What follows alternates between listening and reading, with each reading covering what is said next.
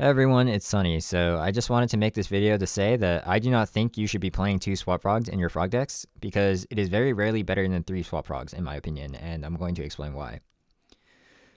Most frog decks are inherently decks that depend heavily on one card, and by this I mean Treeborn Frog. This is because frog decks are almost always decks with multiple engines, the frog engines, and the payoffs. Frogs have an exceptional grind game that give recursive advantage every single turn, as well as great stalling potential through battle protection and ways to remove back row, and also ways to reuse your own trigger effects. Frogs alone are pretty much not good enough to win any real duel. Yes, the things I listed are very powerful things that frogs can do, but the reason that they're powerful is because they cost your opponents resources to answer, and when they have less resources, your payoffs as a monarchs or secondary engine become much stronger. For example, if you 2-for-1 someone with a Caius, like Caius for a bottomless and a set monster, that matters a lot more if your opponent only has 2 cards left in hand as opposed to 6 cards left in hand, which is where the frog engine comes in. Now before I move on, I understand obviously that frog decks can play confidently without Treeborn as top frog players like Dimitri think. If you lose your Treeborns, it's not like you can never commit your payoff cards. Like, you have cards such as Soul Exchange that contribute your opponent's monsters, ways to gain an extra summon through Swap Special or Infernal Prodigy, or you can just rely on your secondary engine to help win depending on your hand, whether that be Machina Fortress and Machine Frogs, Absolute Zero, or Malicious Edge and Hero Frogs, or like the Gear Dragon stuff in Field Spell Frogs. But it's very bad to not have Treeborn access. It's like very obvious that frog decks do at least somewhat depend on Treeborn Frog, so much so that I would even say that when given a choice between setting up an early Treeborn Frog and an early part of your secondary engine, that it would be almost always better to set up the Treeborn Frog. So before I go into the pros and cons of 3 swap frog versus 2 swap frogs, I have to discuss what the play of swap sending Treeborn does for the deck. So swap frog sending Treeborn does multiple things. The first one is that it produces a recursive body every single turn, which threatens a free tribute summon or a subblock or a wall that you have to attack over in the worst case scenario every single turn. The second one is that it thins your deck, so if you think that more frogs are not good to draw, then there's one less of them that you can draw when you have swap frog in hand. Then the third one is that it gains tempo without costing card resources, and what I mean by this may sound a bit confusing, but frog is a deck that has to establish Treeborn eventually. Like, otherwise you play the entire game without Treeborn, right? And this means that it costs you a turn. For example, if you're getting Treeborn access, you're either setting Treeborn, normaling Swap Frog, or Substitute, which means it costs you a full turn because it uses your normal summon, or if you aren't normal summoning to get access to your Treeborn Frogs, it means that you're specialing Swap Frog or activating 1-for-1, which are both -1. So no matter what, it means that you have an associated cost with establishing Treeborn, whether that be tempo or cards. And the later you do it, the worse it gets, because it means, 1, every single turn that you have an additional chance to draw a frog, and more importantly, every single turn that you don't get that +1 body means that you don't threaten Monarch or a subblock, or if you commit to it later, then it will be more costly, which means you still lose something. Because another way you can think of the swap special is another Monarch, since it can bounce Monarchs. DB Grinder uploaded a video yesterday that demonstrates what I mean. The opening here is Stratos and Swap Frog, but instead of summoning Swap Frog, they summon Stratos. Okay, this is not the best example because Hero Frog is a broken deck that can do both. Like, you just summon Stratos, search Ocean, and then special Swap Frog, discarding Ocean, or in this case, you discard a Treeborn Frog and then bounce Stratos, or bounce a Swap Frog if you're afraid of Shura. But let's pretend that Stratos here cannot search Ocean. So, if you summon Stratos now, you protect your Stratos from bottomless, I guess, but you don't get your Treeborn established, which means that you have to establish Treeborn Frog later, and it makes your enemy controller worse. It makes the Monarchs you draw later worse. You're more likely to draw a frog because you have more in your deck. It's basically just worse in every single way. Like, if the Stratos were Gear Frame, it would still be better to summon the Swap Frog in my opinion, because you can just summon the Stratos or the Gear Frame next turn. The quote-unquote punish would be bottomless trap hole, but then you get your Stratos bottomless, which means that they don't have bottomless for your important summon like Malicious Edge or Absolute Zero or Machina Fortress, and then you still defend with your Treeborn Frog. I guess the actual punish is they just deal a bunch of damage to you since you have an open board, but you're still threatening Gores, and it's very unlikely for an Edison deck to do a ton of damage on turn 1. Okay, now I've taken 3 examples between the Edison format Discord, 10FD's frog list, and Rogho's Garden frog list to explain why I either disagree with their views on 2 swaps or to explain why it might be good in a specific context. So to start with Discord, Karina responds that 2 swaps can be good if you have a big secondary engine. And honestly, I sort of agree with this. If you have an exceptionally large secondary engine and you need space, then I can see why that would be good. But I also can't think of an example of a deck that has this as a reason at the moment, because even if you consider decks like Machina or Hero, those have pretty large secondary engines. It's like 10 cards, but even then I would still play 3 swap frogs. Now this next point is made by Ma, which is that you only need 2 swap frogs to dump the 3rd substitute during the sub combo. And first of all, you're going to sub combo less often if you play 2 swaps because you have 1 less way to access your Treeborn Frog without using your substitute. For example, if you open your swap replacement and your substitute, instead of normal summoning swap to send Treeborn and then doing the sub combo next turn, you instead have to use your substitute to be the Treeborn access in the first place. That is infinitely worse. Second, the reason you play 3 swap frogs is not so you can dump all your subs from the deck. That is just an added benefit that comes up. The reason you play 3 swaps is so you can access your Treeborn and reuse your trigger summons.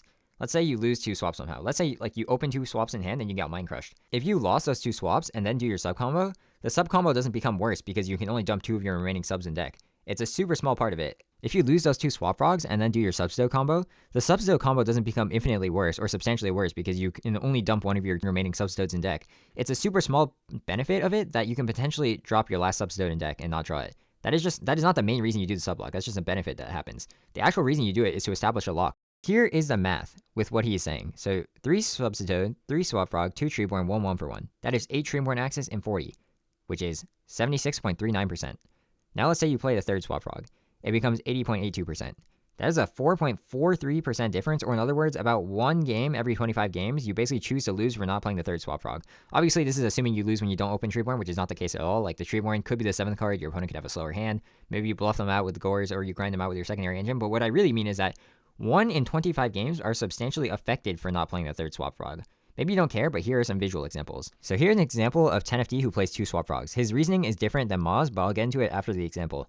10FD opens with a set monster, and then he passes. Karina summons Greffer and then does the value stuff, and it turns out to be a snowman. The snowman can block some of the damage, but this is what 10FD replaced for the 3rd swap frog. Now, if you think about the state of the game here, 10FD has no Treeborn access, and he's staring down immense pressure from the value player, considering there's also a set Raikou off the hamster. Now, even if he draws Treeborn access later, he has to summon it into Karina's board with immense pressure as his play for turn, and then try to live the incoming attacks. He's playing incredibly behind tempo because he cuts a swap frog for the snowman. Now, I'm not going to lie to you and say that if he did someone swap frog pass instead of setting the snowman, that it would be completely okay. He's still taking a ton of damage this turn unless there was a Fader or Gores. But my point is ultimately that this game is basically lost at this moment because he doesn't have swap access, because he needs to break this entire board without accessing Treeborn, and then somehow establish Treeborn safely later, and then also have additional payoff cards to the ones he used to break the board. It's just not realistic. You can actually see that in this duel, he has to discard both Caius and enemy controller off his 2 Raigeki breaks, which means that the duel is completely different because if he actually had Treeborn access on turn 1 instead of Snowman, he could use enemy controller, banish the Armed Wing, steal his Greffer, and then be completely safe and still pressure with the 2400 Caius while Karina has no value setups. So, why did 10FD play 2 swaps instead of 3? On his channel, he notes that he was bricking on too many frogs in hand. The thing is, if you're bricking on too many frogs in hand, that doesn't mean you play too many frogs, it means you don't play enough payoffs. Snowman is a good card, don't get me wrong, but it is not a payoff card. In my opinion, Snowman is good in frogs because it can out a lot of problematic floodgate monsters post-board such as Vanities and Fossil Dyna. It also helps stave off pressure from aggro decks like Blackwings and Hero Beat when you don't find one of your starters. These are just my opinions about Snowman Eater and Frog, by the way. Maybe you just like popping monsters and place high value on that, so you play Snowman. But if that's the case, I feel like it shouldn't be played over tributes like Caius or Ryza unless you want to be safer post-board. The thing is, if my assumptions about Snowman and Frogs are reasonable, then it implies that a starter shouldn't be cut for the Snowman. It should be a payoff card. And that's also how I feel about 10FD's reasoning in general. If you're bricking on multiple frogs, that means you aren't drawing enough payoffs for your frogs, so you should be cutting something else for a payoff. For example, in his list, he has 3 Caius, 1 Junk Synchron, 1 Ryza, which is only 5 trigger summons, and that means that you may not always draw a payoff. Obviously, Stratos and Miracle also count as payoffs too, but they're a little different because Stratos is smaller and it doesn't remove threats on board, and Absolute Zero doesn't synergize with Swap Frog. Another thing to think about is that if 10FD is truly losing to drawing too many frogs, then Snowman is not going to help with too many frogs issue. Like, even if Snowman is set, your hand is still going to be 2 to 3 frogs, such as Dupe Frog or Treeborn, that you can't move. But you know what does help with that issue? It's Swap Frog, because you can pitch one of the dead frogs in your hand, establish Treeborn access, while also reusing your trigger summons such as Caius, or just regain tempo if you're behind. I understand that was a little bit messy, but what I really mean is that Swap Frog is, in itself, a good card, and there's no better way to prove it than to look at the other parts of the Frog engine. So, Substitute is a good draw because you can summon it and get Swap Frog. Dupe Frog is a decent set because it searches Swap Frog when you kill it. When they break your dupe block, you search 2 Swap Frogs. Like, the reason everything revolves around Swap Frog is because it is an incredibly strong card, and it helps tremendously in the grind game. Another way you can think of Swap Frog is that it is 0.5 of a Monarch. Once you have a Swap Frog and another water monster, that is a full extra Caius or a full extra Ryza. A lot of decks in the format are completely fine taking a Ryza or Caius, but the moment a second Ryza or Caius comes out, then it's usually rather devastating, and that's why I think Swap Frog is a very, very strong card in the grind game. Now that I've talked about a frog deck with 2 swaps that I disagree with, here's a list with 2 swap frogs that I think makes a lot of sense. This is Raunoch's Dex Devastators 5 Garden Frog list. Now I know it seems like I'm just glazing up Raunoch because he's a frog guy, but let's just think about the reasons why a 3 swap is good. So the first one is that it establishes Treeborn access, which your entire deck supposedly depends on, and it does it as consistently as possible. The second reason is that it reuses your trigger summons. So point number 1, how much of Raunoch's deck here actually depends on Treeborn? Let's just count. So there's the 2 Caius, which can tribute Treeborn. There's also 3 Light Darkness Dragon, which also tribute summon, which implies that Treeborn is good for Lad. And then there's also the Dark Dust Spirit. But even that, there's like 6 tribute monsters, and you start counting the additional ways to get tributes. Also, sorry, there's 3 enemy controller, my bad. But I'm not counting the gear stuff because that comes with Gear Town. So he's playing 3 Instant Fusion. Each of those is a tribute. That's 3 tributes for 6 summons. There's 3 Taro, which are basically each a tribute. That's far more ways to enable tribute summons, even if you don't find Treeborn for honestly a pretty small amount of tribute monsters. And he's also playing Mausoleum and 3 Terraforming. So he's basically playing 4 copies of Mausoleum, which also summon the Light and Darkness Dragon. So let's just look at point number 2 now. How many of these trigger summons can be reused? It's literally just 2 Kais. So Dark Death Spirit bounces itself every single end phase, which means you don't need to swap bounce it.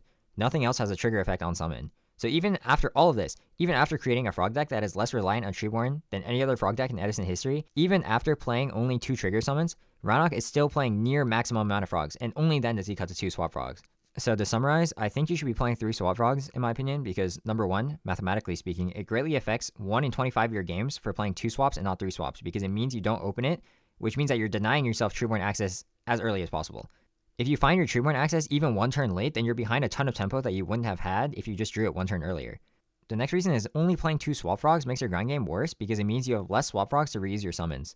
Let's say you use one of your 2 swap frogs to bounce a Kais. If they just attack over your swap frog, it means you only have 1 swap frog left for the rest of the game to reuse 1 more additional summon, which is not very good when you don't play that many summons in general. And the last reason is that clogging on too many frogs, which is the main reason people seem to stop playing 3 swap frogs, is the reason to be playing 3 swap frogs, not to play less swap frogs. The swap frogs remove your extra frogs in hand and converts them to additional uses of your payoff cards. Swap frog is just going to be doing that better than the cards you add in, such as Snowman Eater. There's a bunch of other reasons I could go into that are highly specific, like opening the card you replace with swap frog and Substitute, but ultimately I don't think they matter too much. Like, I know it seems like I just dumpstered some of the people in the video, but that wasn't really my point. Like, these are really good friends of mine, which is why I feel comfortable disagreeing with them. But it's choices like this that I don't believe actually have too much logic behind them when you start to unravel the reasoning. Now, before I end off, 2 things I have to say are that Frog is a very unique deck and that it's a very good support engine, so much so that I would even say that it's probably the best engine in the entire format. But as a result, there's probably a lot of different ways to play and build it, so even though I have very strong opinions about whether you should be playing 3 swap frog as opposed to 2 swap frogs, ultimately the decision comes down to you and your values, because I don't necessarily think that a lot of decisions in deck building are objective, and I also don't think a lot of the top frog players of Edison would think so either. So even though I've told you my opinions, I can't say that you're definitely wrong either. That's for you to decide. And lastly, that player I mentioned, 10FD, he is an exceptionally strong player, possibly the Edison Player of the Year back in 2022. Incredible results, definitely well thought out, and he also has his own YouTube channel. So I'll have that in the description and on the channel section of my YouTube. Feel free to sub to that if you're interested in top player interviews or just his thoughts on the game. But yep, that's about it. I hope this video has been of some help to you, and yep, see ya.